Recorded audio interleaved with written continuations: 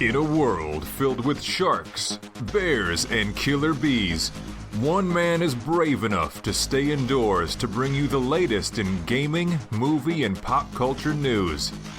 That man is Tom Awesome, and this is the Outside is Overrated podcast. Hello and welcome to Outside is Overrated, a grown-up podcast about gaming and nerd pop culture. On Outside is Overrated, we discuss video games, books, TV shows, movies, and board games. Thank you so much for joining us. I'm your host, Tom Sidlacek, and we've got a great show lined up for you. We got all hyped up and went on a revenge, murder, bender, slaying entire cartels across the John Wick Film Franchise. Joining me for this discussion are Dr. C. Casey Aline. Hey, what's going on, everybody? And the flawless Mrs. OiO, Phoenix Sidlacek. Hello. Welcome back to the show. I know how to read one line further down. Phoenix, you were just on the show for our Ghostbusters board game, and now you're here for a movie show. So which format do you prefer consuming for the podcast? I like both, actually. I like... Nope, gotta take a stand. Really? Uh-huh. Oh, man. You choose one, and the other one goes in the lava for all time. So is it going to be board games, or is it going to be movies? Oh, you can't do that to me. Can I make like a little bridge in the middle of the lava for something to sit on? No.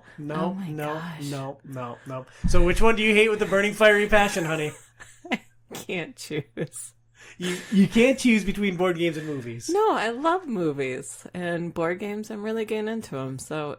And if I choose board games, you'll stare at me and say, "Well, let's set fire to all our board games then if you hate them so much."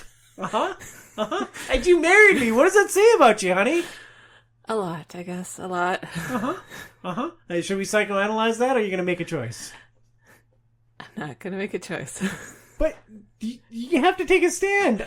I wouldn't let Joey off the hook. Well, Ghostbusters, you have both movies and board games, so there maybe goes your theory here, having to choose. Yeah, but we didn't break down the Ghostbusters movies on the air. We talked about it as an anecdote, a footnote. Wait, how about you? Video games or movies? Video games. Really? Yeah, I don't like movies. You know that.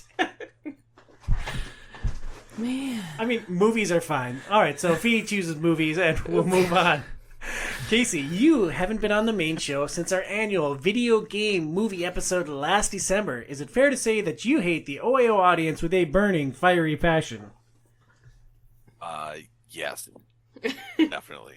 All right, great. Or maybe Tom just doesn't put me on the show because, I don't know, you have a lot of really good hosts, and I just feel lucky when I do get to come on. So thanks for that. But yes, your audience is terrible, and I hate them. Well, you're on back-to-back episodes here, and I do have to spread out the main hosting duties because there are so many good options. But, like, you could be on Game Club, man. Like, you could play Game Club games with us. I could, but I don't know. Like, a lot of the games you guys have been playing lately really have not been in my wheelhouse. So you're saying we haven't been playing Diablo 4? Well, no. Like, even we've done 3 episodes on it, dude. Like, I'm not a big, like, I don't know. Like, RPGs just have never really been my thing. You know, I guess Diablo is technically an RPG, sort of, kind of, I guess, but... I mean, Diablo had never been your thing either, and now it's like your favorite game, so, like, you know, maybe you should expand your horizons, my friend. I know. It's tough, though. Like, and for me, when I'm very limited to the amount of time that I can play video games, it's just more fun to play something that I really enjoy than something that I might enjoy, even though it would be content for the show. No offense. Yeah, you remember that one game that we played for New Game Plus, the horror game? It all ends in me. Yes, that was... What the heck was that game? I don't know. It was rough. Thanks for playing that crappy game with me. Did I pick that game? I don't remember if I picked that game. I picked it because we were going to do a new game every month of the year, which in retrospect is just a terrible decision. And that was on Game Club, and we all had Game Pass, and it's like, oh, well, how about this weird new thing? And, yeah, didn't turn out great. Hey, sometimes weird new things are great, though, right? Because Life of Pi, like, Yeah. I nominated that. Nobody, I mean, it kind of was in the ether as being good, and you love it. I hate it. Well, I love Liza P, not Life of Pi. Or not Life of Pi, Lies of P. Life of Pi is a movie, which is actually a very good movie. I've never seen it, and it's highly unlikely that I will in the next 5 years. So, if it sounds like we're a little loopy, a little punchy, like we're recording an hour later than we intended to tonight because our children do not want to sleep. Which also impacted preparing for the show because we watched John Wick Chapter 4, a 3-hour film last night starting at 11 o'clock on a work night. It's like, today has been a little bit of a grind, so this is just going to be a banger of a show. And before we launch into it, we would like to thank our sponsor at Premier Health. Check out their website at premierhealthmn.com. That's Premier Health at premierhealthmn as in Minnesota.com.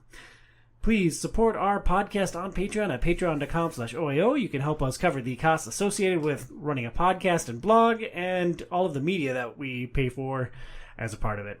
If you enjoy our personalities, you can follow us on social. Email the show at overratedpod@gmail.com. That's overratedpod@gmail.com. Follow Casey at Dr_Casey on X and at Dr. KCH on Blue Sky. Follow Phoenix at PhoenixIdLogicOIO on Instagram. Follow me at TomSidLogicOIO. And follow the show at Facebook.com/OutsideIsOverrated on Facebook. So, we're going to start our discussion on the John Wick Film Franchise. Here's how we're going to do it. We'll touch briefly on each film and then talk about the overall franchise. The first film, John Wick, released in 2014, directed by Chad Stahelski, written by Derek Kolstad, and starring Keanu Reeves, Michael Nyquist, and Alfie Allen. The film has a Metacritic rating of 68. A quick synopsis of the plot. John Wick is a former hitman grieving the loss of his wife. Theon Greyjoy breaks into his house, pays the iron price by killing his dog, and steals his car. Wick has no choice but return to action and murder everyone. Phoenix, you love action films, and you had never seen John Wick, so why wasn't this film or this franchise even on your radar? Well, you answered the question earlier. You hate movies, and we were sort of... It came out a year before we got married. We're still trying to get to know each other. What likes and dislikes, what do we share with each other. I knew it was out. It looked really interesting. I loved the trailer. I was like, I like Keanu Reeves. He's great. And Point Break and Constantine. It'd be like, oh, let's check this film out. But you and I were still just trying to figure things out, and you answered the question. You just hate movies, so... Yeah, I made you go to, like, This Is the End in the theater. Yes. And we didn't watch John Wick until now, so, like... Yeah. And somehow you stuck with me. Like, that seems kind of remarkable. Casey, how long between when this film came out and your first consumption of it? Like, how long did it take for you to fall in love with John Wick? Did you watch the original film in the theater, or, like, what was your onboarding? I didn't see it in the theater. I don't know for sure. I want to say it was maybe a year or two after the original release that I saw it. Because you are a pretty big, like, movie goer, right? Like, you frequently go to the movies. Your kids are, older, so you can do fun things. Absolutely, yes. So we do go to the theater, and it's so freaking expensive now. I can't even believe it. We went and saw Superman the other day, and had discounted tickets, and it was still like, for my family of 5 to go see Superman, get popcorn, all that sort of stuff, it was like $160. Oh, my goodness. Well, suddenly board games don't feel so expensive. I guess that's a good point. It was $20 a person, $20 a person for the ticket, which was evidently like their cheapest ones, like their most expensive one for and this was AMC Roseville, which is a pretty crappy theater. So we sat in a theater that didn't even have the reclining heated seats or anything like that. It was the old school crappy seats. Oh. We got 2 buckets of popcorn and 3 sodas, and it was $150, $160. So you basically have to ridiculous. Drive by Marcus Theaters to get from your house to AMC Roseville. So why AMC? Why does anyone on this planet go to films at AMC? I honestly have no idea.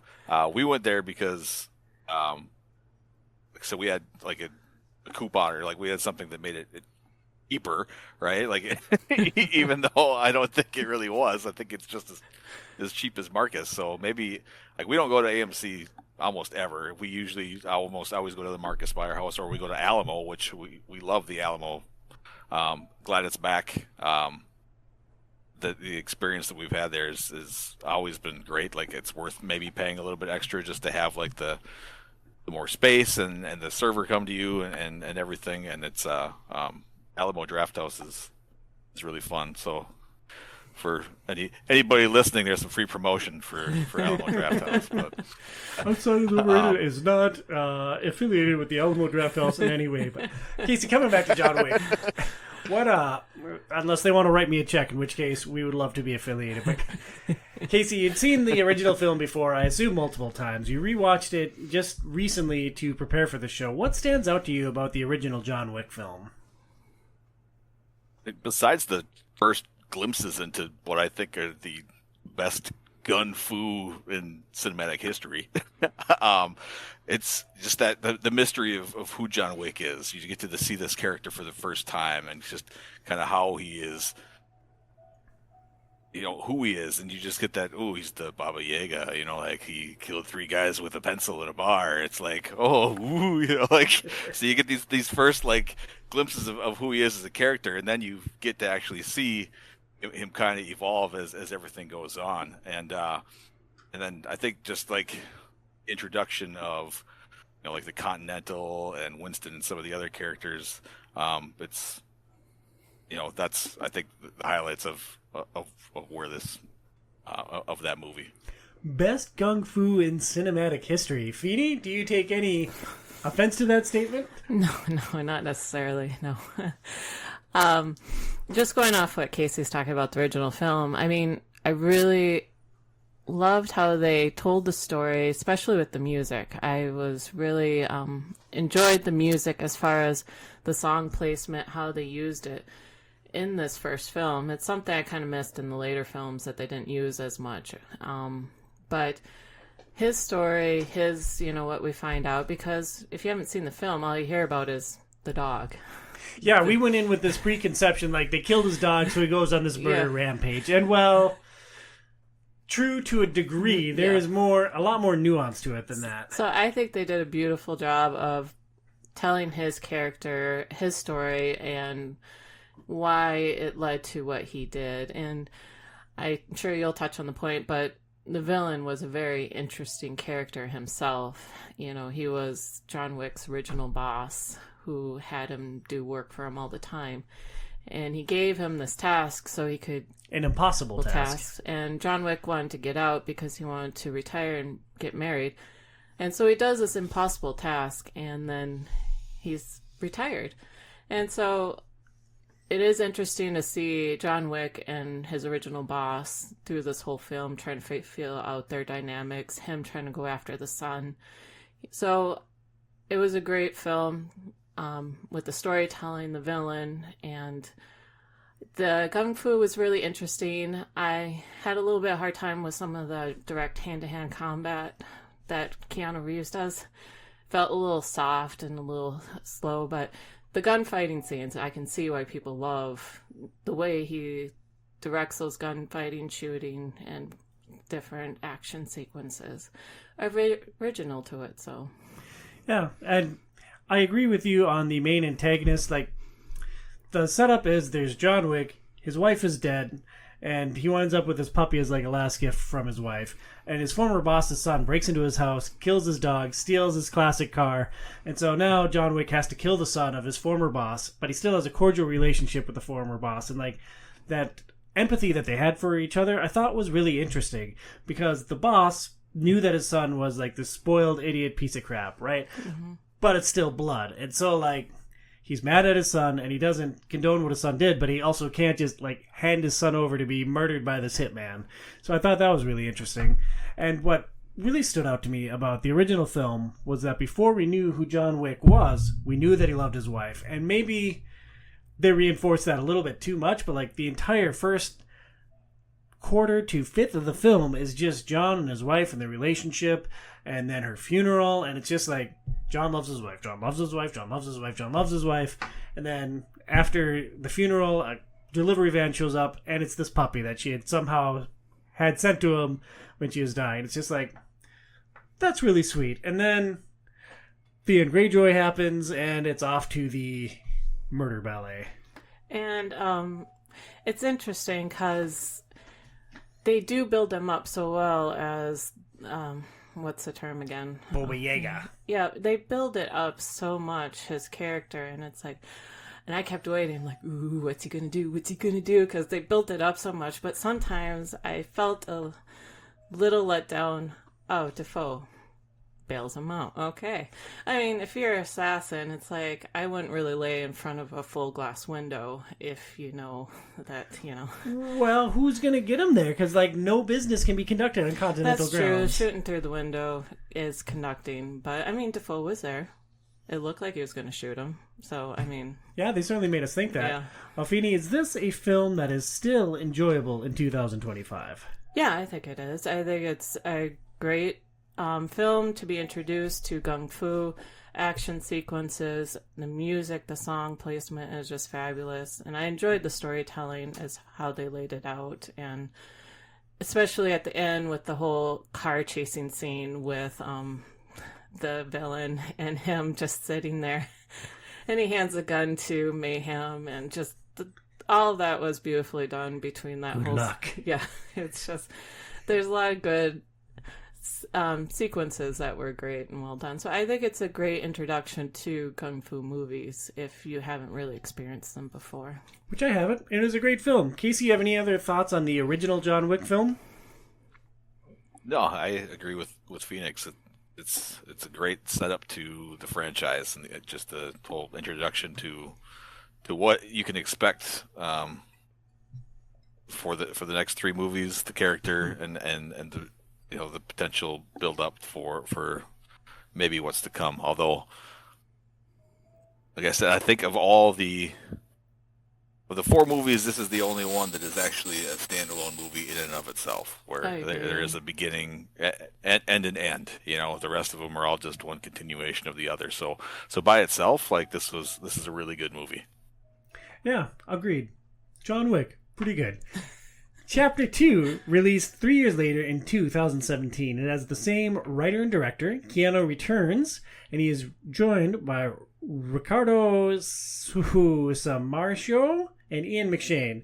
The second film has a 75 score on Metacritic, a higher score on Metacritic. Quick synopsis of the plot. After returning to the criminal underworld to repay a debt, John Wick discovers that a large bounty has been put on his life. So, in the second film, Casey, do you think that the second film built on or improved the John Wick formula? I guess I don't feel like I did a great job of outlining what the plot is. Do you think this needs a little more setup, or can we talk about how it adapted the formula? Well, so the setup is that he, because of his actions in the first movie and getting back into the fray, some old acquaintances ask him to do a task. These markers that we, get exposed to these, and it's a blood oath that he has to fulfill. So John Wick is back. He has to fulfill this blood oath, and because of this, everything just snowballs down from there. So, I mean, this is going to sound obvious, and to go back to your question, but without John Wick 2, there's not going to be a John Wick 3 and 4. So this is the beginning of the story. So like I said, film 1 is a standalone movie. Films 2, 3, 4, it's one big drawn out movie. It's basically it's very 7-hour movie, yeah. Essentially. Yes. So they broke up, and I could be wrong, but I think after the success of 1, the writers probably got together and they just storyboarded out this entire sequence, right? And they just... Quick clarification, it was one writer for the first 2 films who was the entire screenwriter. They brought in additional writers on the third film, and then the fourth film, they kicked the original writer off of it. So he's still credited as creating the world and the characters, but the first writer wrote the first 3 films before being jettisoned from the team. It's really interesting to me because they're so fluid, they just go from one to the next. So I wonder if maybe there was some differences in opinions or who knows what, but I don't understand how you can have these different writing teams and have the stories kind of continually blow the way that they did. And I think I asked my best friend ChatGPT this earlier tonight, actually.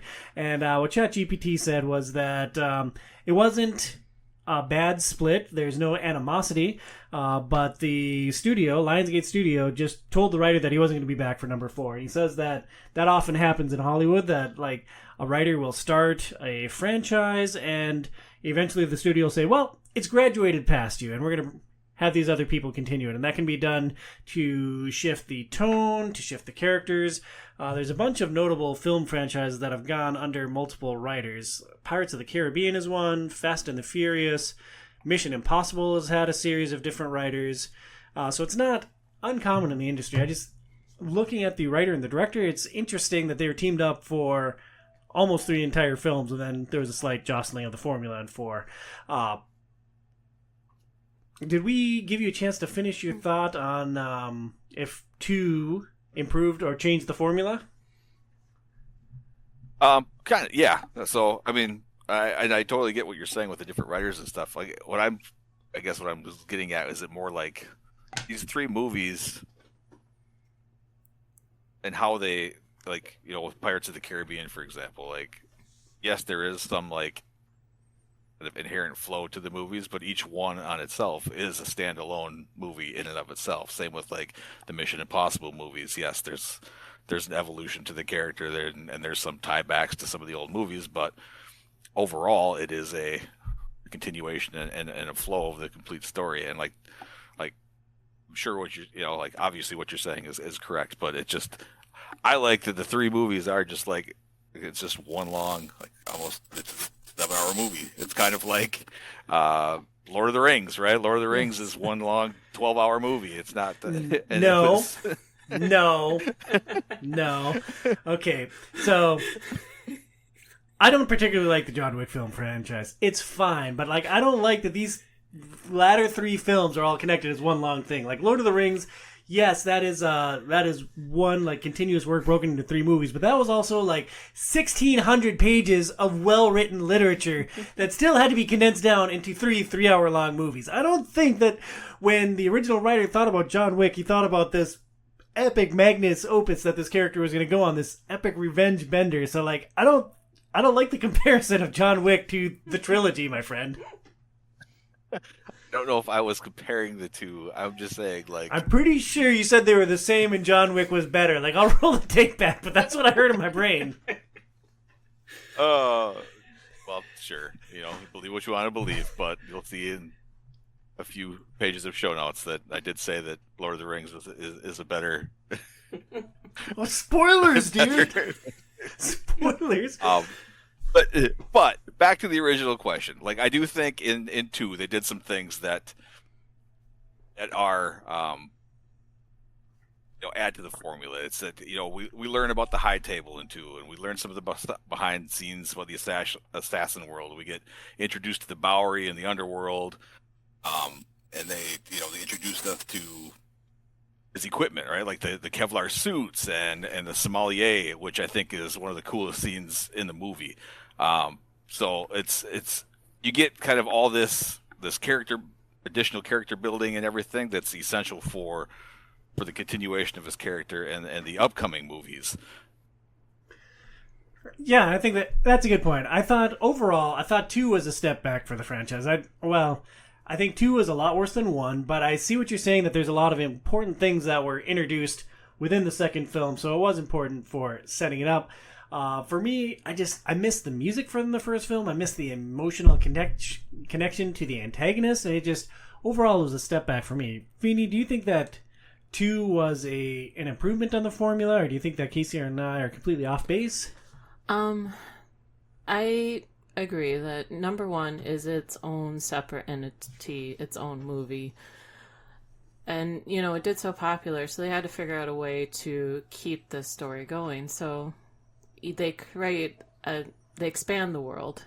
And still so many questions, like how did these hotels come about? There's a lot of things like I'm really curious about the history of the high table and the hotels, but they try to create a more enriched world of these assassins and how they operate with the coins and how they get their equipment and their, the way they protect themselves.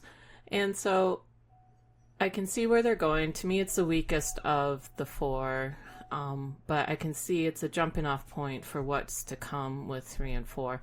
The storyline was a little bit... I didn't get involved with the storyline as much as I did with 4, but it's a jump off point. I guess to me, it's the weakest. So yeah, and like even though it's the weakest of the 4 films, it's still passable. It's not like this was an awful film and like, oh my goodness, this sucks. Although there were points early on where I'm like, I don't like this film, honey. Yeah. But there were moments in it that stood out. There was some great action, and it had a good climax. There was a great action climax to the film. Yeah, and the ending scene is, well, not the ending scene, but the Hall of Mirrors. It's an iconic fight, right? Well, no, the hotel, where he walks into the hotel to confront the... Oh, yeah. Are we doing spoilers? Or... Spoiler alert for the John Wick Film Franchise. If you haven't watched it yet, you're probably not going to based on our discussion. So we are going to discuss spoilers in these films. We'll try to give a clear warning on each one of them. But, the guy that came to him and said he's from this ancient family, I helped you out to get into retirement. You provide me a marker, now you need to honor it. And then he blows up John Wick's house when he denies him. And then he does the job. John Wick does the job. Sorry, yeah. John Wick does the job that he asked him to do, and then he goes after the guy, because once he completes the marker, he is out of his obligation, so he can kill the dude. And so this guy, I wish I remember his name, hides at the Continental, knowing that John Wick can't kill him. And so he's being arrogant. He's just sitting there. He's just like, he's eating a meal. He's like, hey, do you know how many different things they have on the menu here? Like, you could sit for a very long time and not eat the same thing twice. And it's like, oh man, what a just smarmy dude. Like, he drove me crazy. And then that was the favorite scene of the whole movie, where John Wick just blows him away. And I'm just like, it was great. It was well done. That's my favorite, sort of one of the scenes from the movie. And I've asked you the question, and I was wondering about Casey. When John Wick takes the marker of Santino, or what's his name? Something like that. I don't remember. Yeah, it's Santino. Yeah. It's Santino for sure. Yeah, Santino asks him, John Wick, to kill his sister because his sister has the seat at the high table, and he wants the seat. Wouldn't technically the high table go after Santino that he had his sister killed? I mean, how could he have played it off? Because everyone knew that John Wick was sent by him. Yeah, because when the sister is killed, the high table don't give a crap. They just give the seat to the brother. Yeah. But when the brother dies, now we have a problem. So I was just wondering if... So we'll leave it to John Wick fan number 99 over here to explain it to us. I guess I never really thought about it. I guess in my mind, I would think that the reason that he had John Wick kill him and then tried to kill John Wick was to potentially cover up the fact that he had John Wick kill his sister. True. But I mean, the high table, as we learned, knows absolutely everything. So yes, you would think that they would look down upon that and potentially be pretty pissed off about it. But maybe it's just something set where the D'Antonio family is who the high table belongs. They always have a seat at the high table, so it has to be a D'Antonio. So regardless of how that person dies, whether they kill him or not, it's blood is blood, and they get that seat. That's my best guess, anyways. Yeah. What was one of your favorite action scenes from the movie? From 2, Casey? And I will say that we're going to talk about our favorite action scenes a little bit later. Oh, I was just kind of curious, as far as from this 2, movie. It has to be the Hall of Mirrors scene in the end, or if not that it's right after he kills her, and he's kind of running through the catacombs, and he, uses all the different weapons that he gets from the sommelier. Yeah. Just seeing how how the dessert and his and everything else Yes. that he asked for is finally being used. So that those two are probably the standout scenes in as far as action goes, and for me in that movie. No, that's a great point because they do build up him getting the weapons and the suits and everything, and the tailor, the weapon maker, they each have their own little tidbit or antidote to John Wick. And so, thinking about what you said, that is true. It is fun to see him whip out the dessert and the different type of guns that the weapons master suits him up with. So it's a nice tie-in that they did.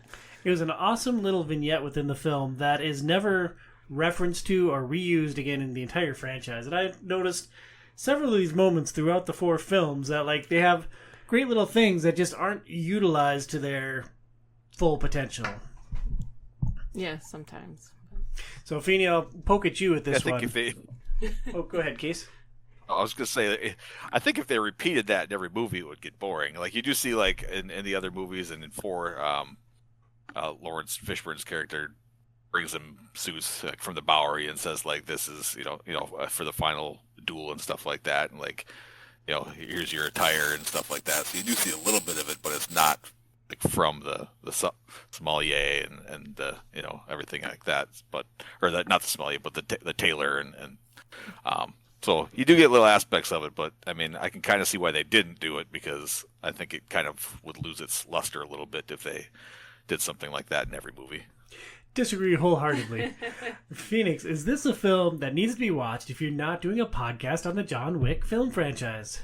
I would say you need to watch it if you're going to watch the franchise. I mean, it is a jump-off point, starting point to continue this overarching world that is the John Wick world, the assassination world, the high table world. So, yes, to have more of the pieces to the puzzle for the later movies, I think you do need to watch too. So.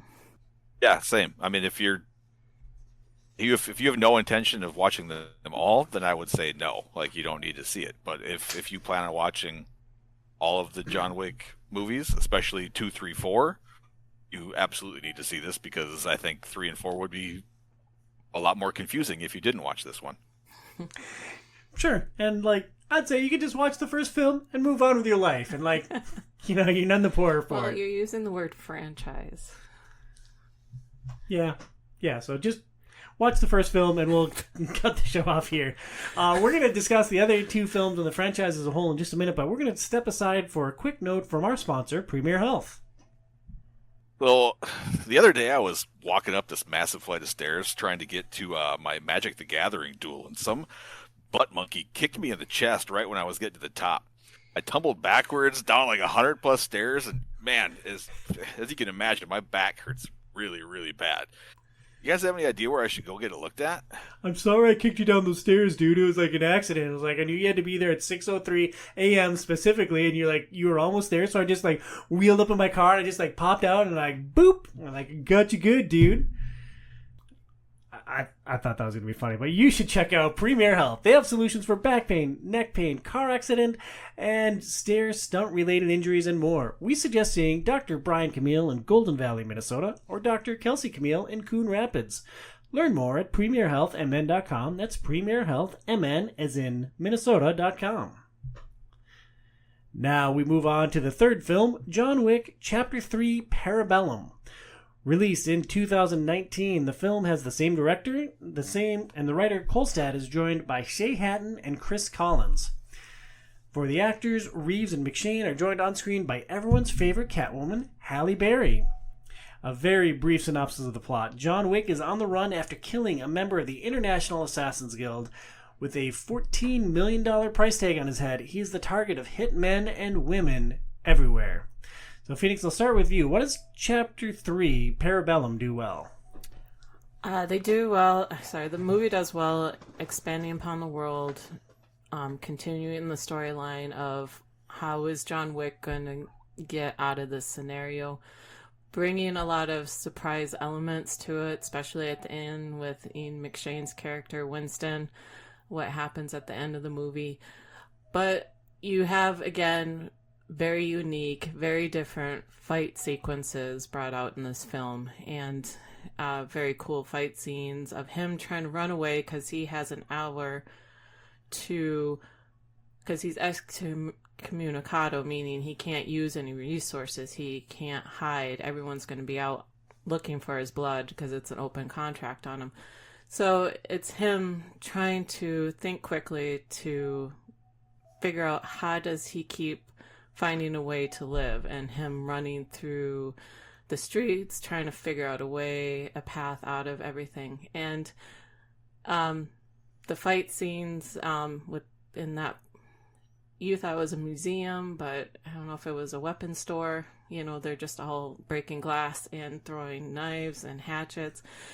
And it's nice to see Keanu Reeves develop his martial arts through these films, because definitely, starting with this film, his hand-to-hand is getting a little bit stronger. He's getting better with the close combat fight sequences. They've brought in a lot more of the martial arts extras to come at him. So they've beefed up those hand-to-hand close quarter fights with him in this movie. So yeah, fights are good. Casey?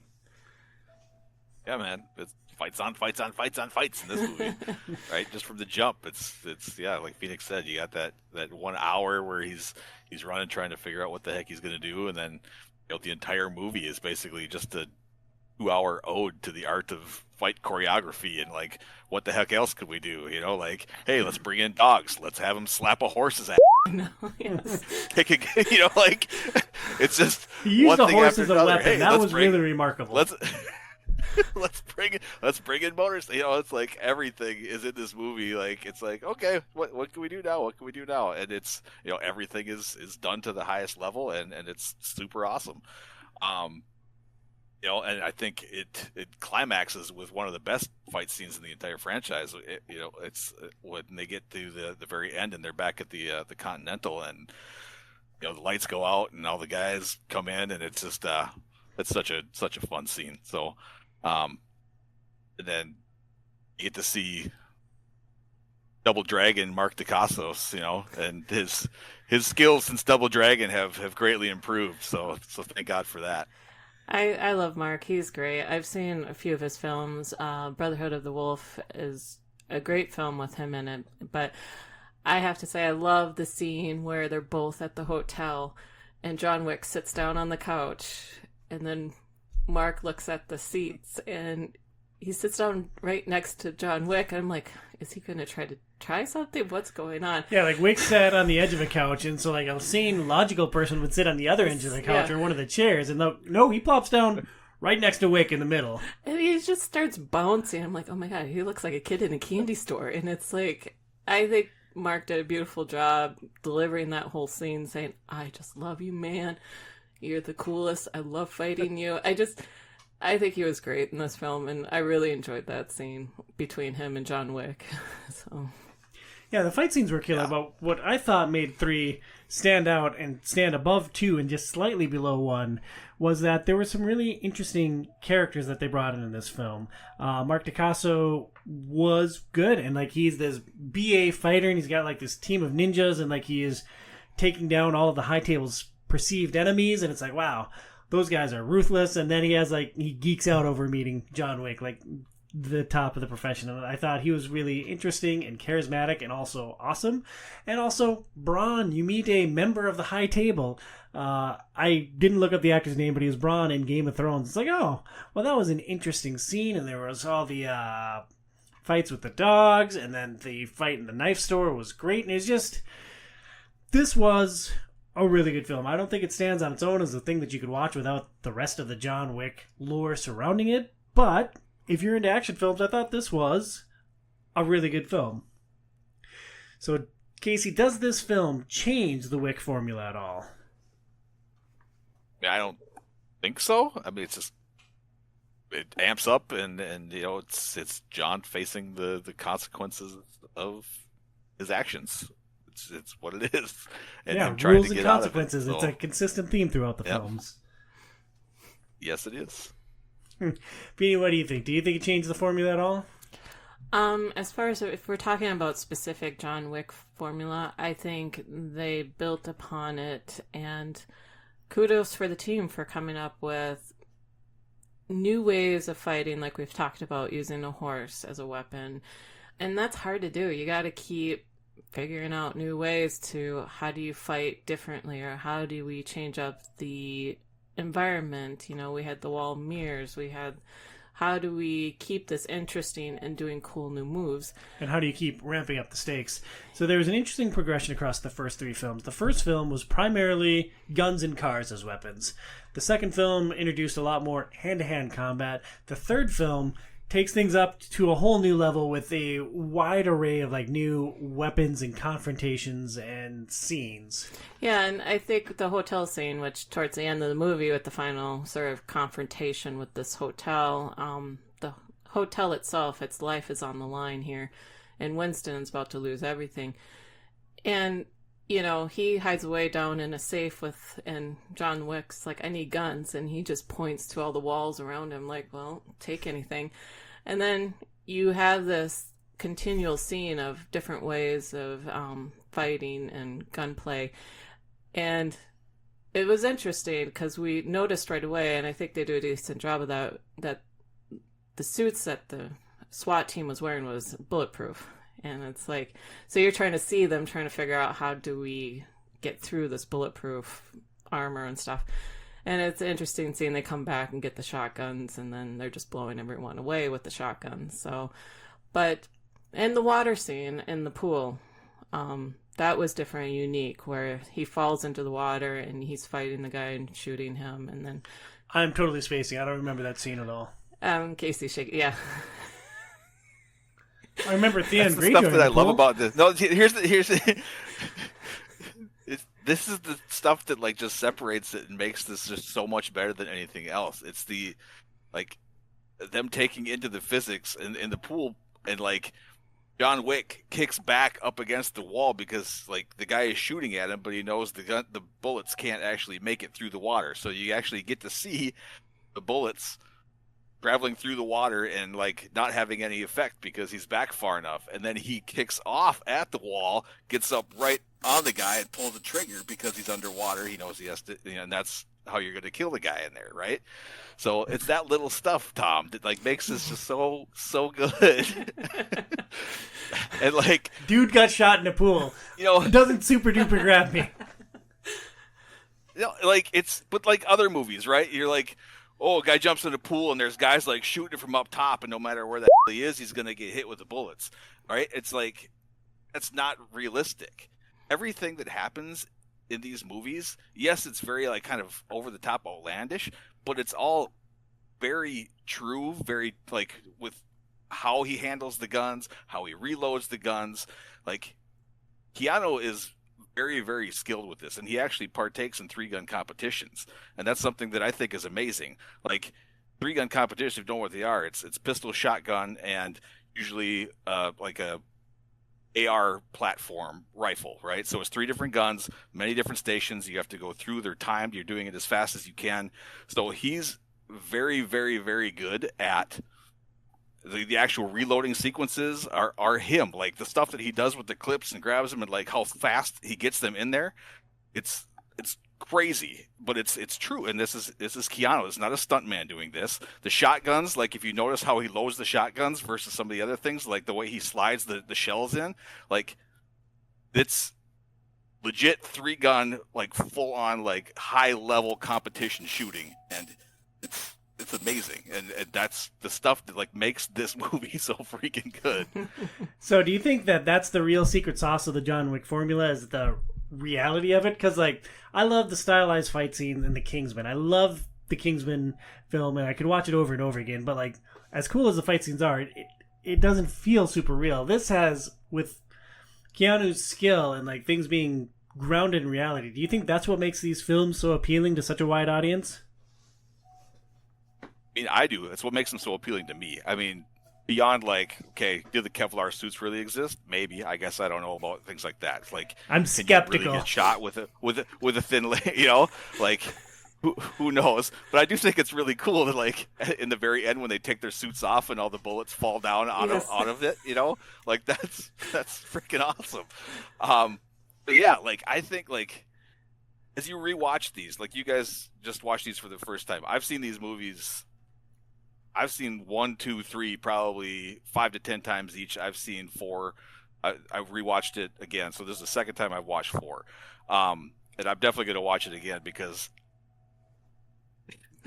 We're going to discuss for a little bit, but the fight scenes in that one, like I'm watching that and like, again, I'm just like a kid in a candy store, like laughing and like, oh my God, I remember how awesome this is. Like just watch. And like, it's the realism. It's how they were shot, the different like moves and choreography, like when it all comes together, it's a beautiful thing to watch. Yeah, I mean, I can see what Casey's talking about is, watching Keanu, and we've commented that how much you just see his face during a lot of the fight scenes in the shootings and everything. We kept commenting kudos to Keanu and his ability to do all these scenes, and because they could do all those close-ups and do everything to watch him. And so it is amazing to see him build on his skills to the next film. And, but I just wanted to bring up, I don't know if we're going to talk about it, but the ending of the movie with the hotel and Winston. Before we get there, I was really impressed by the number of stunts that Keanu did for this film. And thinking back to another film we've talked about on the show, Once Upon a Time in Hollywood, a large theme in that film was the relationship between the actor and his stunt double, played by DiCaprio and Pitt. And it makes me think back and wonder, like, what happened to Keanu's stunt double from, like, The Matrix? Has he ever had that guy follow him around in his career? I don't know. Interesting food for thought. To come back to your question, Phoenix, yeah, we can discuss the end of the film. So, like, a quick recap. The first film, John Wick battles against Russian gang's goons because they were protecting Theon Greyjoy. And 2, he battles against the security teams of the antagonist's family members with a tease of what would happen if the community turned on him. 3 explored what would happen in the assassin's world versus John Wick. And how does it end? Well, he fights through all, he makes it to the top of the building, and he realizes they're doing a parlay, the High Table and Winston, who is in charge of the hotel. And John's friend, Winston, who's in charge of the hotel. Winston has been someone that seems to mentor him or just looks out for him. And so it does blow you away at the end when Winston just literally literally blows Wick off the building. And so the big question is, I mean, I don't know if they fully answer it, but do you think that he did on purpose to get Wick out of the situation so that the High Table can't take him? Or did he really mean to kill him? But Winston had to know he had a Kevlar suit on. I mean, I'm sure he was familiar with the suit. I think it's a great question. Casey, what do you think? Was Winston trying to kill John Wick at the end of 3? Or was he trying to give him plausible deniability? Is that the term? Yeah. Give him an out. I think it's a win-win either way for Winston, right? Like, I don't think he was trying to kill him, but I think, like, I'm going to shoot him off the building if he happens to fall on his neck on the way down. Like, I still get my hotel back, right? Yeah, so, and I mean, it was only 20 stories where he hit multiple fire escapes. So I will say, John Wick is the freaking Terminator who is not an android. He is a robot. In all of the movies and all the scenes in all these movies, that was the one time where I'm like, he probably should have died there. Yeah. I don't know how believable that part is, where he's colliding off of fire escapes and bouncing back and forth, and then just wham, flat onto the ground. And I'm like, oh. And then he gets up, or I suppose he doesn't get up. The Rafi scoops him up, puts him into the So it's but he probably could have and should have died there. Well, it sounds like we have a lot of positive feelings towards this film specifically. Feeny, where does this film stand against other action flicks? Is there any comparison that we can make when this is the middle part of this 3-part thing? Well, I guess the thing is are we comparing it just for the action sake for the action, or are we comparing it to a story and action? You know, it's kind of hard. You need to watch it if you're going to watch all the John Wick films, you know, and so I'll just say that, you know. Yeah, and like comparing it to other action films, it doesn't really have a tangible beginning or end, so I guess it would compare less than favorably against other traditional action films. Well, if you're Casey? just jumping in at 3, you're not going to know what the heck's going on, so... Yeah, I mean, same. It's, you know, I have a hard time viewing this movie. It's not a standalone movie. It's, you know, and the John Wick franchise as a whole is for me right up there at the top with any action movie. So, I mean, I don't think there's a better movie as a whole, you know, between 2, 3, and 4. Well, even 1, you know, where it comes, you know, gunfights, the MMA, blade fights, like everything that goes into it, and the creativity. It's right up at the tippity top. Yeah, as far as that goes. It's good. I'll probably never watch it again, but pretty good stuff. You should. Well, pay attention. The little stuff. I'll say that. It's the little stuff that makes it so much better. I'll say that with a caveat. Like, I'm sure someday our kids will probably want to watch this line of films, and I'll probably watch it again then. But until then, man, I don't know, because like you gotta watch it all, and like I'm not just gonna. I'm not gonna watch 7 hours of John Wick in a month ever again, probably in my life. You don't really have to watch it all. I don't watch it all. It's not like I sit down and watch them all in sequence. But like I said, when it's on TV, I'll sit down and I'll watch it just because it's that enjoyable. And I will say, and here's the other thing too, like start counting gunshots, because like you'll see like they'll reload after. It's amazing to me. Like that's one thing that I respect in this movie too, is it's like, you know, other action movies, it's like they shoot 1,000 times with a little pistol. It's like, that's not realistic. How many times they reload in these movies, and like, it's soup. I don't know. And even just like ejecting the clip and like, away. Sorry, I didn't mean to step on you there, but like, oh, that's it. Similar detail when they eject the clip and like push down to see exactly how many bullets are left in it. Like, I'm like, oh, that is a fanatic attention to detail. So that's pretty good.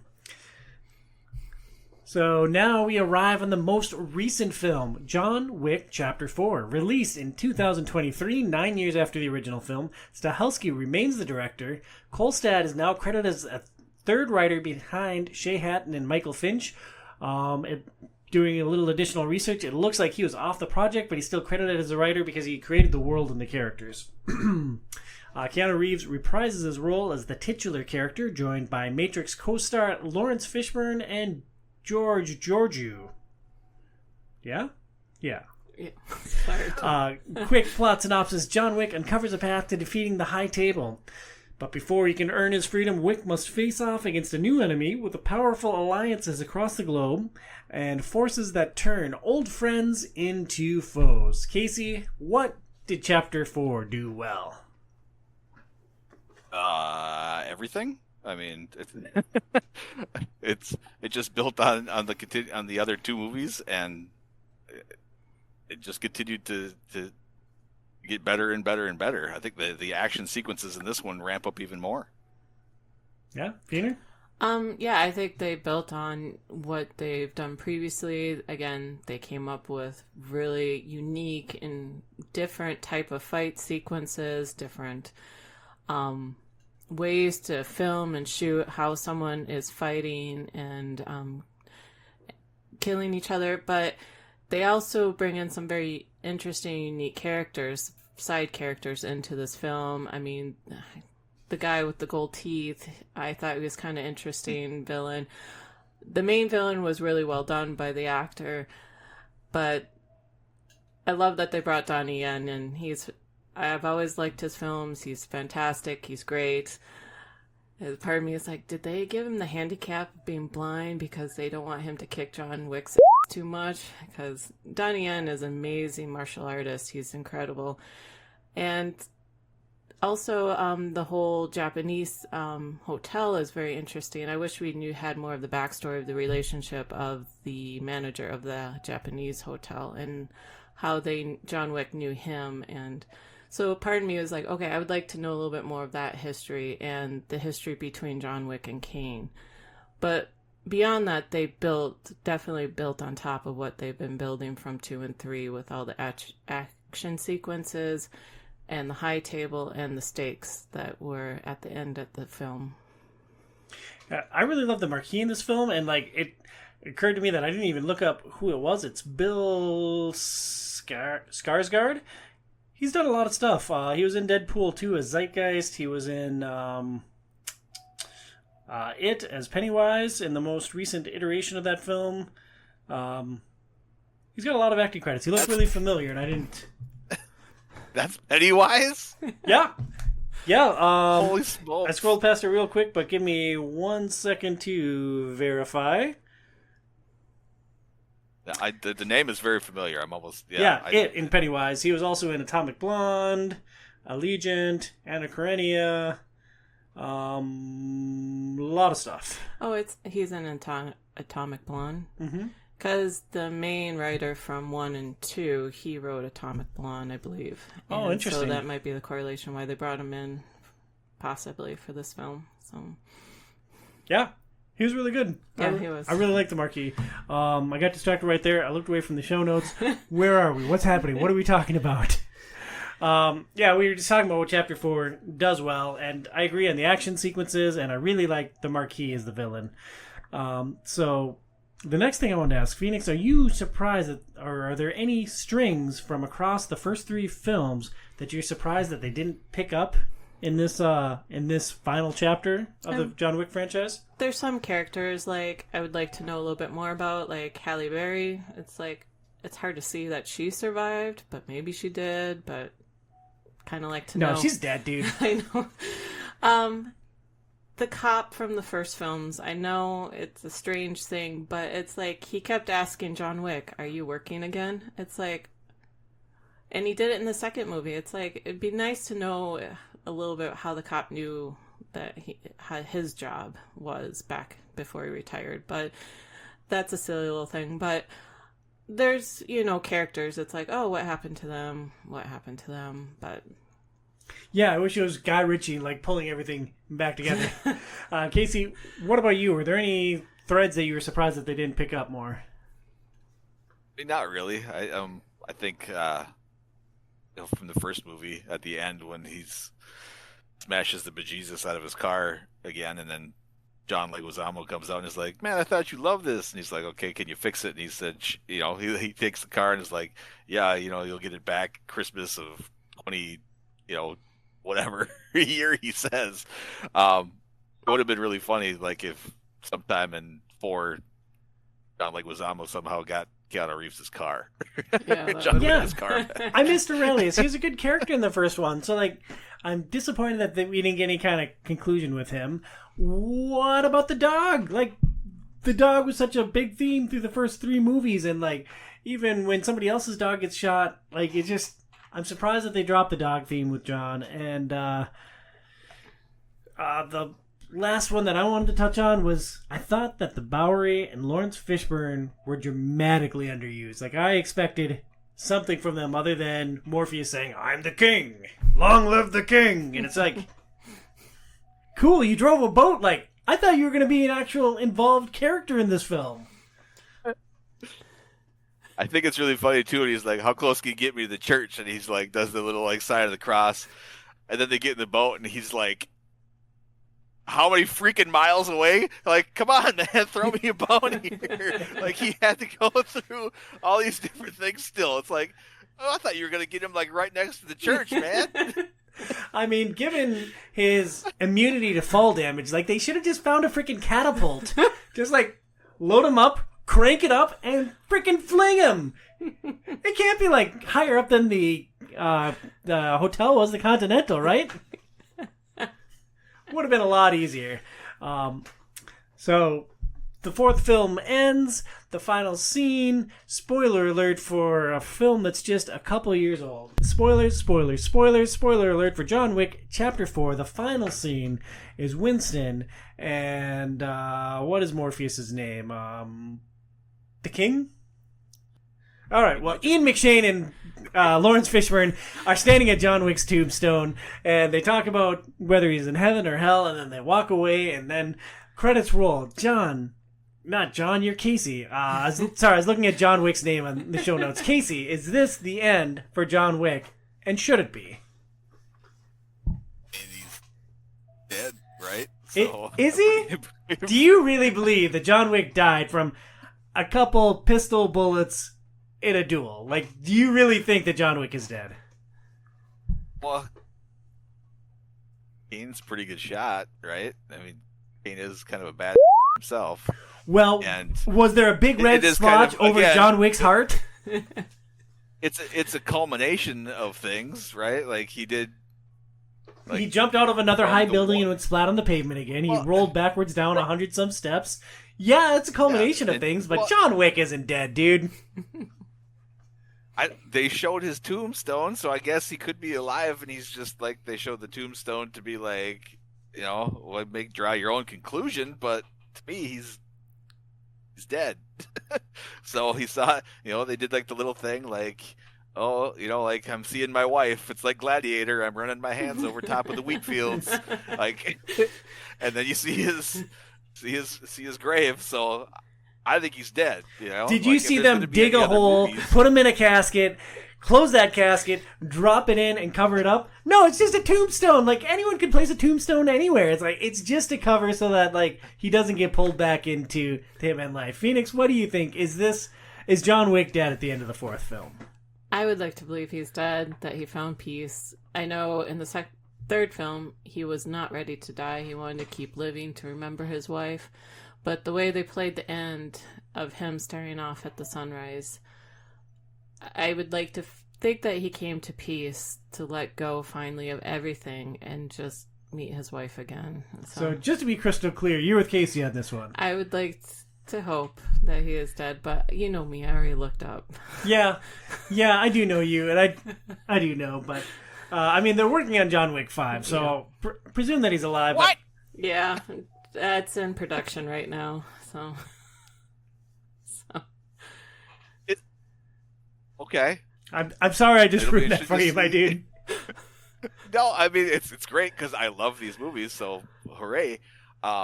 It'll be really interesting to see what they do. Like, are we going to see, like, maybe it's not a continuation. Maybe it is some of the stuff about his past life and, like, his relationship with Kane and, like, some of the other things that you said you'd like to see. So let's hope maybe it's that, like a prequel instead of...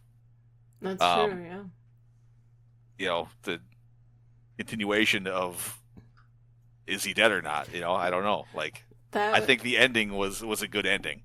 Yeah. I agree. I mean, it would be interesting to do a prequel to explain his life in, I think, typically an orphanage or the church or wherever he was raised, and just, building him up to the man he became. It'd be interesting to just see that world, and it would be cool if they did that. But yeah, there are books and comic books that explore the lore of the world in more detail. Oh, okay. But I know Keanu is back to play John Wick, so I don't know, because of the aging. I know computers and everything can make everyone look younger nowadays, but it's just... Well, I mean, the last film came out in 2023. It's like, he's not going to age that much in the 5 years until the next one. But yeah, it would be interesting to know, because it'd be nice if they expand upon Kane's character, because he's an intriguing character, but also we don't know if he's alive or dead either, because the scene cuts off before the knife is... Yeah, that was interesting. And talking about another character that they just dropped off, like Toriyama's daughter. Toriyama? I mispronounce that name consistently in that show. I just love, you don't remember the actor's name. You love to reference the characters that you love them as, like Theon Greyjoy or... Yeah, a lot of Game of Thrones in there, too. Like, Sophie Turner will forever be Sansa to me. Good or bad, well... She's generally bad in her roles because she's Sansa. You use Rafi, and it's like, I don't know how many people know who Rafi is unless you love the League, but it's... Isn't that where he rose to fame and stardom? Like, that's just not my perception, is it? I don't know, I'm just... We've seen Rafi in a romantic comedy. Well, we know he's Rafi, but I don't think... with Casey's favorite actress, 50 Shades lady. Oh, yeah, Dakota's in it.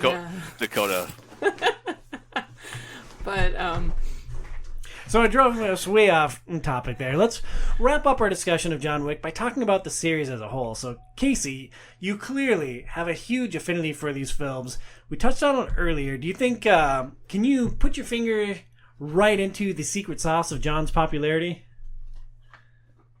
And for me, it's we already kind of touched on it. It's the fight choreography, it's the realism of the fights. It's just not only that super accurate use of the guns, it's that entire package from the camera angles, the grappling use of martial arts to position himself for the different killing blows. It's the double taps, the use of objects and the other things in the environment, and then just to somehow put that all together and still make it believable. And I just think that makes a good story and takes it to greatness.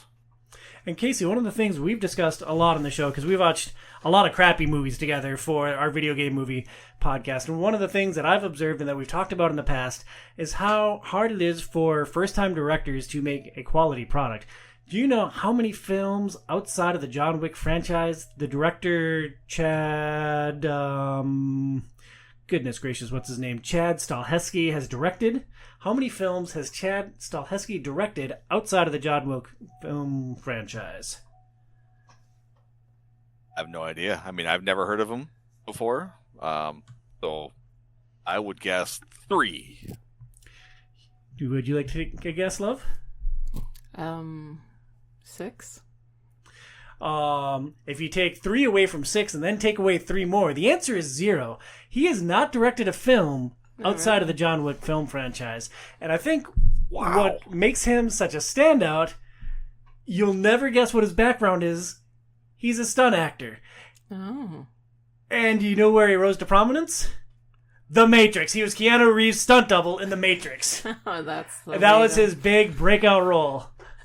Get out of here. Yeah, so they've had a connection going back that far. He's only directed these 4 films, and I think that within that context, that is incredible. It is, yeah. Even with 2 being a lower point in these films for me, these are 4 consistently good films directed by somebody inexperienced, but he knew action and he knew how to pull off these incredible shots. So I was blown away when I learned that Chad Stahelski has only directed 4 films. Has he done any other stunt work, or was it just The Matrix? He's done tons and tons of stunt work. Okay. So he's a pretty accomplished stunt actor. He's been a stunt director. He's got, I think, 70-some stunt credits on IMDb. Okay. But only 4 directing credits. So I thought that was really interesting. And I wonder, did you... No, we haven't talked about that yet. I'll get to that a little bit later. Just fascinating thing. Phoenix, what do you think is the secret to the John Wick success? I think what Casey has talked about, I don't really have the knowledge or the understanding how guns work, or the mechanics and counting shots and all that. The close hand-to-hand combat, that's a lot of my action films I like a lot of martial arts films. I do like gun sequences because they can be unique in the way that they do them. John Wick does stand out in the way that they took gung fu style films and then figured out how they can keep changing it and making it different and unique and adrenaline ride for people to watch and be like, oh my god, look at that, that's pretty cool. Just keep ramping up the uniqueness of each individual scene in each individual movie. So I think that will stand out because of that uniqueness. It'll be interesting to see Ballerina, because I know it's mixed reviews, I'm not sure, but is it just Keanu and his what Casey was talking about, how he is in competitions, the way he handles guns, the way he's able to... That realism. Is that's what stands out the best in these films, and that's why Ballerina might not be doing as well, or, So it'd be interesting to see that movie to see if there is a difference, but... in Phoenix, I know that you love action films. Generally speaking, do you prefer films in a series, or do you like them as one-off experiences? A lot of the films, if I have to think about it, are the one-off experiences. I have enjoyed series. I mean, I do enjoy the Mission Impossible films, old school Lethal Weapon movies, And to be fair, Mission Impossible is a series. Yeah. Lethal Weapon is a series. Yeah, no, I typically, when I think about my favorite films, there's one-offs, but there is series that I enjoy. So I was looking right at you, just not paying attention. I wasn't thinking, oh crap, I didn't make the point I wanted to in the last question. I'm sorry. My favorite films are one-off, so maybe it is fun to go back to, original characters, see what's new, what they've, what are they going to expand upon the character. So if you're going to make me do a hard line, probably one-offs. But Way to take a stand. Casey, what about you? Do you prefer one-offs or like linked sequential tales? Man. I think when I really break it down, I kind of do like series. I mean, if I'm looking at some of my favorite movies, like the Alien series, the everything that goes along with like the MCU, Star Wars, these are all like great individual movies, but when you put them all together as one, like I think the package is something different, and it makes it even maybe just a little bit more enjoyable. Like John Wick, like each individual movie that here, like if you just took John Wick 2 and watched that, probably not a very good movie. But some of its parts, it makes it so much more enjoyable when you get to see the overall character development. It's a lot more time investment that you have to put into it, but if most of the time I think the payoff is worth it. Yeah, I'm pretty strongly in the one-off camp. Like, I love Lord of the Rings, but that is like a literary masterpiece that's just this long thing that couldn't possibly be done in one go-around. So I give the Trinity a pass. I guess I don't know how to rationalize Star Wars in my head, but I think looking at the John Wick film franchise as a whole, I think what makes it stand out to me is the unique characters across all of the films. Like, yeah, it's all about John and his eventual duel with the High Table, but there are a lot of really interesting and compelling characters for the ride in each one of the films. Like, there's the fellow assassin in the first one, played by Willem Dafoe. There was, in the second film, I'm sure there's somebody noteworthy from the second film. Not really. Right? Oh.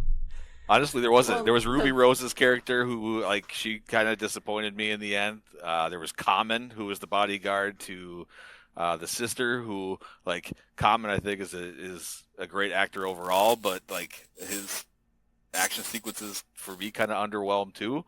Like, they're really, like, I think that's one of the main issues with number 2 is that the protagonists were just not very strong in that movie, which I think shows. And that's why it's, like we all think, I think generally it's the worst of the 4. Yeah, like the third film had Halle Berry, she was great, and Braun, and the fourth film had the Tracker, who we barely mentioned but was a fascinating character, the Nobody, the Marquis. So I really liked a lot of the characters throughout the films, in addition to the outstanding action. Let's move on to action scenes in general. Casey, what was your favorite fight or stunt in the whole series, and what makes the choreography of John Wick different from other action films? My favorite is, and this is something that I didn't notice the first time I watched this. The second time through, I was like, holy I swear to God, crap, if you go deep diving into the pool again... Huh? Yes. I swear if you go deep diving into that pool again... But anywho... is the one-shot camera scene. So the first time I watched it, I didn't notice. The second time I watched it, I'm like, holy crap, that was all one shot. So it's where it's right before he gets to the steps. So he goes into this condemned building. And the entire thing is just, it's so well done and unique. The whole scene, it's 10 minutes. So I looked this up. It's 10 minutes long. And it's all stunt men, and then it's Keanu Reeves. So the director even said, like, we could have used somebody else because when it gets to the top, you can't really see Keanu's face. You're just seeing it from the top down, but it's all him and then the stunt guys. And they're using dragon's breath incendiary rounds. And I said I looked it up to see if it was real because, like, some movies, they have these, one shots or whatever, but they're able to kind of splice them together. And it was all done with one shot. It was a homage to a video game called Hong Kong Massacre.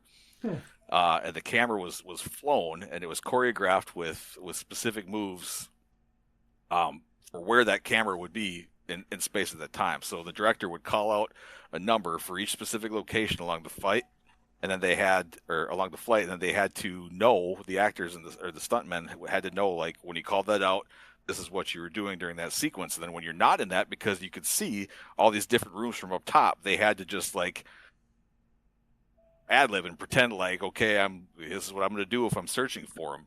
But then they had to be on their marks at the time when the camera came by. So, it was just awesome to see that and notice that from the the second time I rewatched it. And then a very close second to that is the fight scene just prior to that, where he gets dropped off and he's at the Arc de Triomphe, and the vehicle stunts and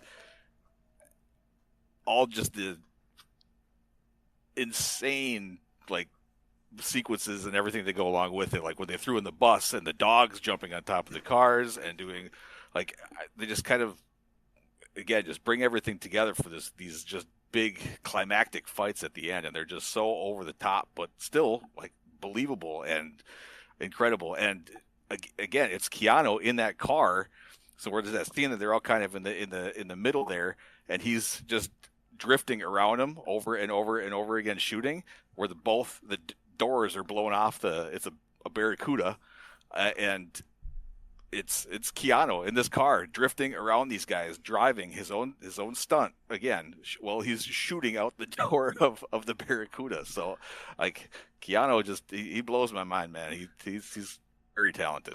I'd also know with that Arc de Triomphe scene, like, that is another very long shot, and like a very long continuous shot. It's like the choreography that went into that was just insane. So like, do you think that makes this film a technical masterpiece? Those two incredibly well shot scenes? Is that like particularly noteworthy in like the history of cinema?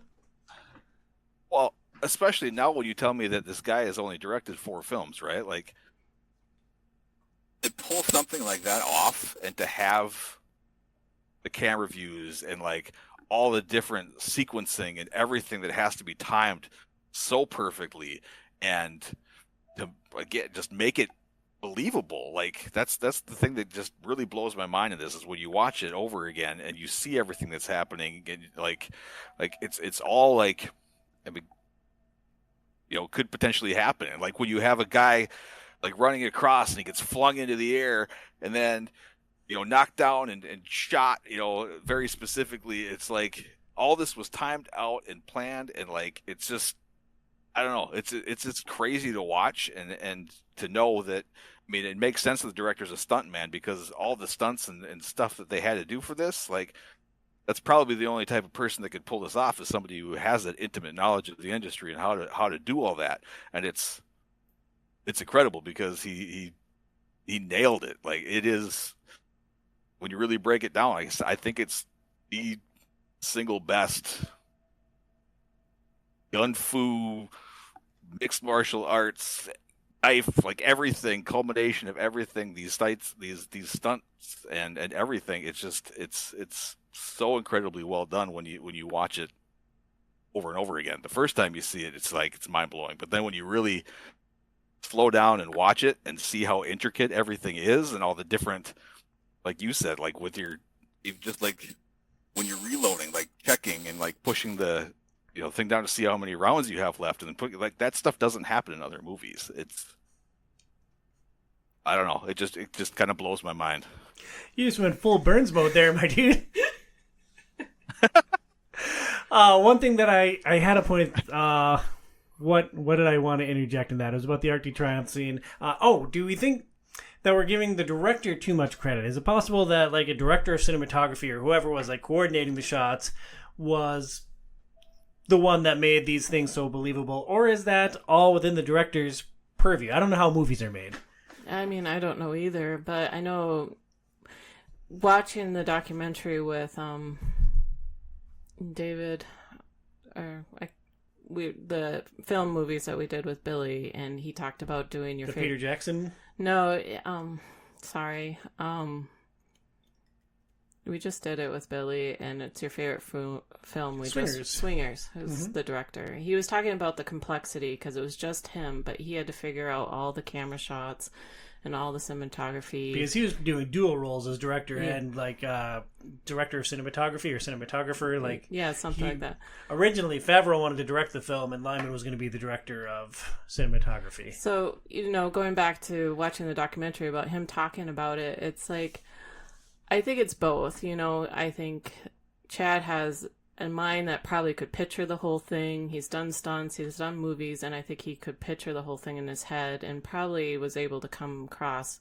But he probably did have people that could help him, like with the cinematography, to help with that process too. But I don't know. I don't know how the hierarchy works or how it all works either. So, and going back to what I actually asked, best fight scenes or stunts across the entire film franchise, I'll jump in next. I'm right with Casey on the Arc to Triumph. That was awesome. And I also love the fight you mentioned earlier, Phoenix, in the knife shop. It's like all these dudes are rushing in and like they're just smashing display cases and grabbing knives and chucking at each other. It's just so random. It's like, oh, well, crap, I'm out of weapons. Well, smash and grab, throw, smash, grab, throw. That seemed really unique to me. So what were your favorites, Phoenix? Again, that scene in the hallway, smashing the glass, trying to figure out what weapon. It was interesting, him, before that whole sequence started, when he's pulling two guns apart and rebuilding and trying to get the type of, just for one shot, too, so that is very unique in the third film, too, and leading up to the scene where they're smashing and throwing hatchets, knives, and stuff. But, you guys, again, touched on it, the archway with the cars whizzing by, the actors standing there having to time the cars because the speed that they're going, and just the complexity of all that is very challenging without anyone getting hurt, but it was pulled off so beautifully. And so that was very well done, very choreographed.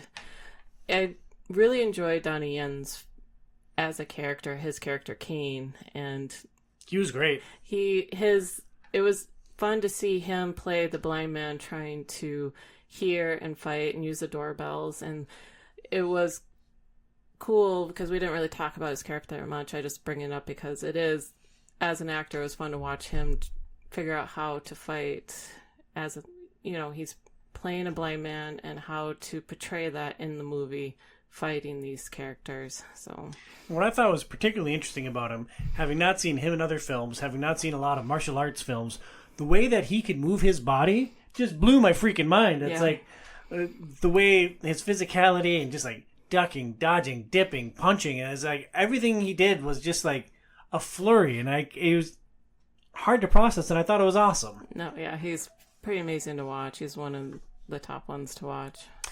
Before I want to get into my last question, while we're talking about iconic fight scenes and the stunts from these films, were there any points that were about too much? Because, Phoenix, I'm going to give a glimpse behind the curtain here. I was going to say, isn't your favorite fight scene them breaking through the glass through that whole sequence? There were times when we were laughing at these films because there were certain things that were done that just, they kept going to the well on. Like the one fight scene, the end of 2, right? 3. Yeah, the end of 3. The end of Chapter 3, Parabellum.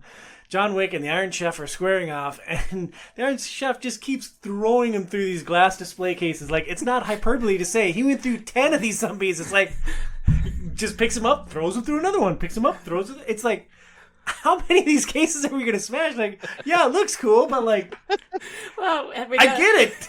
And we got our drinks ready because in the fourth film at the Japanese hotel, whole bunch of glass display cases. You're like, when are they going to throw them? When are they going to throw them? And no one gets thrown, maybe one or something. But the other drinking game we came up with when we're watching 4 is every time they hold up their suit coat to over the face to block the bullets because of Cabular suits, we're like, drink, because it got silly. It's like, oh, everyone's just bulletproof. Like, you shoot anyone head to toe. You got the SWAT team in their rubber suits. You got Tornaga's daughter. You got the fancy hitman in their bulletproof suits. And it's like, oh, the only way you can hurt someone is shoot them in the face. So how do you take away the vulnerability? Hide behind your coat, of course. Well, they just have to create a hat, like some sort of hat that's made out of like Yeah. a baseball cap. And you don't look as cool. That's true. That's what I was trying to figure out. What kind of hat could you wear that won't fall off while you fight? But If you want John Wick to look cool, cut his hair. Hey, Casey, come on now. were there any points across these films that were just a little bit too much for you? That maybe it didn't break the immersion, but is there any gimmicks or gags that they went to, like we had with the glass cases? I mean, I touched on the scene where he got shot off the roof of the Continental. Like, I thought that was a little ridiculous. Like fall the falling scenes, because that wasn't the only one. There was another one where he jumps out like the third. Yeah, that was the condemned building in 4. Like, he jumped out of the window of the condemned building. Yeah, and lands on a car, and then just like gets up and runs away. It's like, okay, that had to hurt so bad. Like, I don't care if your suit's is Kevlar here. The only way to survive a fall like that, the only way to survive that is to check out our sponsors at Premier Health. Check out their website at premierhealthmn.com. That's Premier Health, MN as in Minnesota.com. It's the only way you're going to walk away. So, last question. Casey, how well does John Wick stand up against other film franchises? This is now comparing the entire John Wick saga, 4 chapters, against other top film franchises. Where does Wick rank? I mean, it's so hard, right? I mean, like, I think it's, for me, probably top 5. But I would say, like, overall, I would say it's, like, most people would maybe put a top 10. I mean, look, there's so many iconic franchises, right? Lord of the Rings, Star Wars, Alien, Indiana Jones. All the MCU stuff is technically franchise. Mission Impossible, James Bond, Jurassic Park, Die Hard, Mad Max. Like, all of these. The Matrix. There's another one, right? So, like, for me, like, I would put it behind... It's behind Lord of the Rings. It's behind Star Wars. It's behind Alien. It's behind Indiana Jones. And then it's right there. Like, for me, that's probably right where it would come in. So, which is hard because, like, I love James Bond. James Bond is massive for me. Like, I love the Mission Impossible movies. But, like, I just think those 3 movies, well, all 4, but, like, the 3 specific, and the story and everything that they told, and all the action sequences and how everything ramped up, and just the development of the character and how, like, everything that goes into it, like, that's where I'd slot it in. So, and it, like, I love The Matrix too. Like, I'm a big Keanu fan, but, like, the first Matrix movie as a standalone is I think that movie is a masterpiece. But the next Agreed. 2 are just okay, like, so, I mean, I'm putting it 5 right behind the other 4 that I mentioned. And, like, for me, I'd rather watch, well, short of Mad Max, I'd rather watch everything else you mentioned before we watch Wicks 2 through 4. And you can add in the Fast and the Furious, Kingsman, and the Expendables as well. Feeny, where does the Wick franchise rank for you? As a franchise, I mean, I enjoyed watching it. I'm glad I watched it to see what everyone is talking about, what they enjoy about the films. Yeah, there's a lot of other franchises I would just probably watch and rewatch over this. If it's on TV, I'll probably watch it, maybe. We don't watch TV. Well, if we're at a hotel and it's on, maybe we just keep it on. But, it's... We share hotel rooms with a 4-year-old and a 7-year-old, honey. You just... I just poke and poke and poke and yeah, poke. you just gotta poke all night. Forever. But, yeah, no, it's... maybe sometime down the line I'll revisit them, rewatch them and stuff. But it's... I enjoyed them, but there's other gung fu movies that I truly enjoy, and you guys love The Matrix, but it's on everyone's like top 10 gung fu movies. Equilibrium. I mean, people list that as Have we watched that? No, you haven't. It's with Christian Bale. Oh, you showed me a scene from it though, right? Yeah. Mm-hmm. Casey. Me. Okay, you guys' cameras up. So, anyways, Oh. Did I hear you say, Tom, that you would put the Expendables in front of this? I did, in fact. Yes, I said that I'd rather watch the Expendables because I haven't seen those. That's why that one gets the nod. Here's what I learned. Here's what I learned about myself as we were watching these films. It really bothers me when a film is not a standalone thing in its own right. And, like, technically these films had a beginning and they had an end, so it's not like Empire where it's just like middle of a scene they just roll credits and you wait years for the next film to come out. It's not quite that egregious, but man, I hate it when you can't take a film as its own standalone thing. And I think that really brought down the Wick experience for me. But yeah, I did say The Expendables. Is that a terrible choice? That is a terrible choice. I mean, the first Expendables movie is actually okay, but like the rest of them are, it's worse than the Matrix. Huh. Like the first Matrix movie is, like we said, it's fantastic. It's a masterpiece. But I would watch the second and third and even the fourth Matrix a billion times over. I'd watch Expendables 2, 3, 4, 5, however the frick many they're on now. Like, all right, well, you just saved me that many hours of my life, and that is why I value you as a friend, Casey. Thank you. Scratch the Expendables off the list. I mean, thank you. As far as Kung Fu movies, I mean, I don't know how much... You haven't really seen a lot of Kung Fu movies. I didn't even realize The Matrix counted as one, so yeah. now I've seen at least 5, honey. Yeah, so The Matrix is on the list. Top 5, Matrix and then John Wick's. Yes. But doing the research for this film, because, they categorize John Wick as a Kung Fu movie, basically. It was John Woo who basically created the genre with his first movie, Hard Boiled, with Chow Yun-fat, which I tried to find so I could watch before we did this podcast. Be interesting to see what that film is like and how it kind of created this whole type of style of filming and stuff. And yeah, it's called Hard Boiled. I don't know if many people have seen it, but a lot of people comment saying that's like the best Kung Fu movie out there. But it's an older film. I mean, I think it was done in the 80s.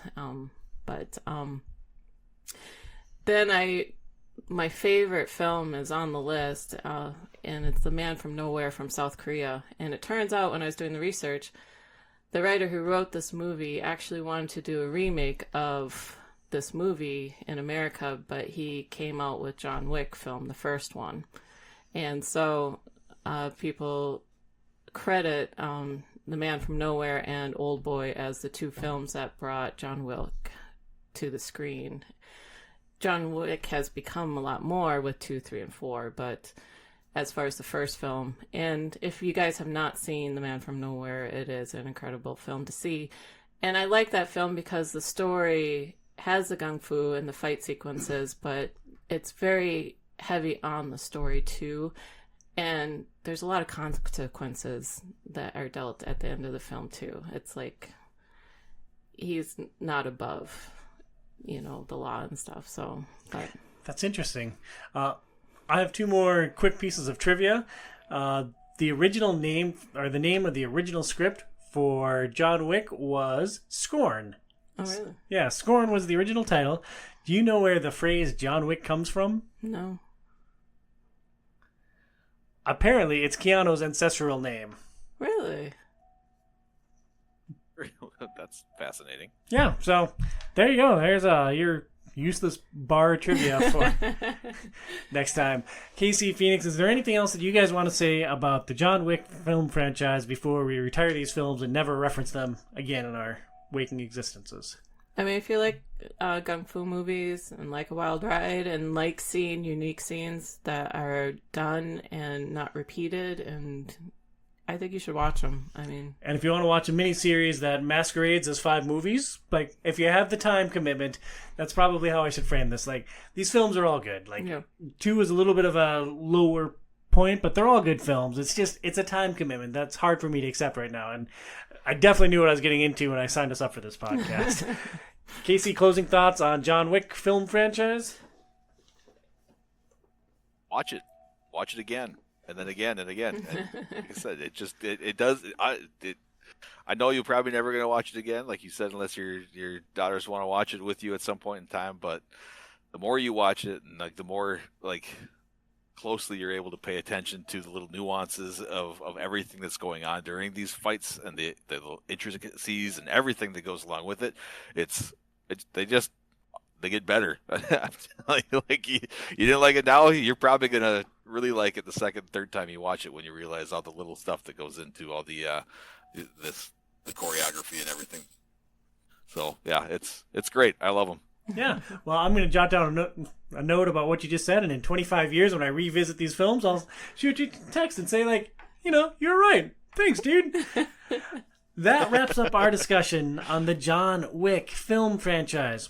We're moving from guns in the present to a dystopic future without lightsabers. Next month on the main show, we're tackling the Blade Runner films. On Game Club, in this same podcast feed, we're playing College Football 2025, and next month we start a 2-part discussion on Star Wars Outlaws. We invite all of our supporters on Patreon to join us for these Game Club discussions, and for those who support the show at $10 or more per month, we do a bonus unfiltered episode with Tom and Joey every single month. Thank you for listening to Outside is Overrated. Please review us on your favorite podcast platform and support our show on Patreon at patreon.com/OiO. For Phoenix Did Logic at Phoenix Did Logic OiO Instagram, and for Dr. C. Casey Aline at Dr._KCNX and at Dr. KCH on Blue Sky, I'm Tom Sidlogic at Tom Sidlogic OiO. We'll talk to you next month. Stay inside, kids.